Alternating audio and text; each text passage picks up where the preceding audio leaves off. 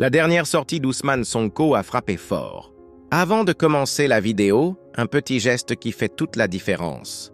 Abonne-toi dès maintenant à ma chaîne, Continent 221, active la cloche pour ne rien rater des infos fortes, vraies et sans filtre. Merci pour ton soutien.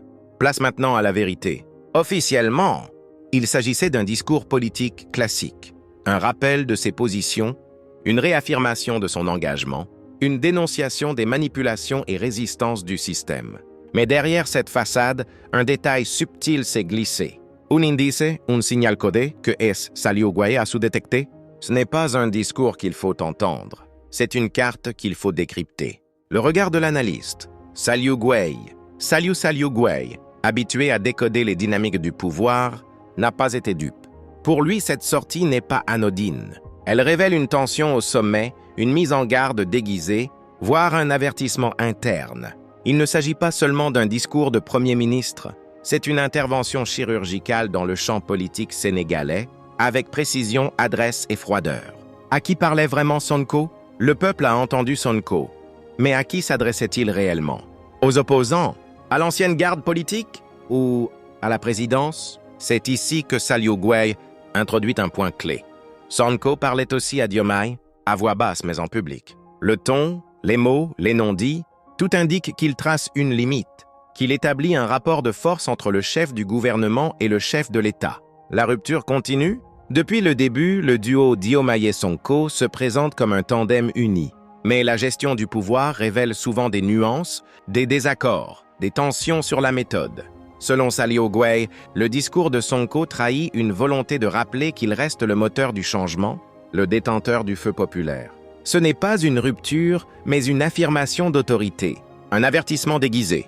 Dans ces mots, Sonko a glissé une critique voilée, contre ceux qui veulent gérer, contre ceux qui temporisent, contre ceux qui renoncent au nom du compromis. Saliou Gueye y voit un signal fort.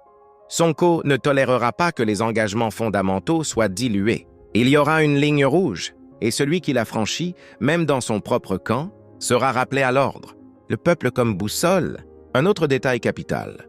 Selon Gueye, Sonko réaffirme sa connexion directe avec le peuple. Il parle au nom de la rue, de ceux qui ont combattu, qui ont pleuré, qui ont voté. Ce lien, il le place au-dessus des institutions traditionnelles. En le disant publiquement, il rappelle que sa légitimité ne dépend pas d'un décret, mais d'un serment invisible passé avec la population. Un rééquilibrage des pouvoirs? Certains y verront une défiance. D'autres, un simple positionnement politique. Mais le fait est là. Sonko redéfinit les rapports au sommet de l'État. En exposant ce détail, Saliou Gueye soulève une hypothèse dérangeante pour certains. Et si le véritable pouvoir, même avec un président élu, se déplaçait lentement vers Matignon, et si Sonko était en train de reprendre la main?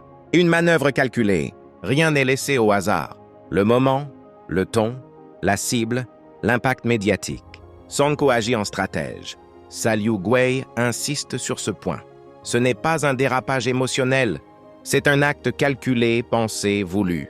Il veut remettre certaines vérités sur la table, rappeler aux partenaires comme aux adversaires qu'ils restent incontournables dans le jeu politique. La tension monte dans le système.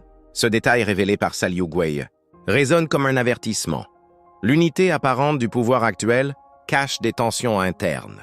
La cohabitation Sonko-Diomaye est puissante, mais fragile. Et cette sortie pourrait bien être le premier symptôme d'une divergence stratégique. Si elle n'est pas maîtrisée, elle pourrait exploser au grand jour dans les mois à venir.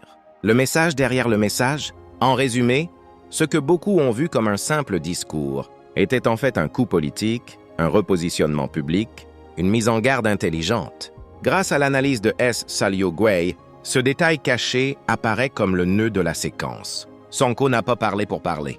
Il a parlé pour rappeler à tous qu'il reste le gardien de la rupture, le cœur du projet et le garant de la fidélité au peuple.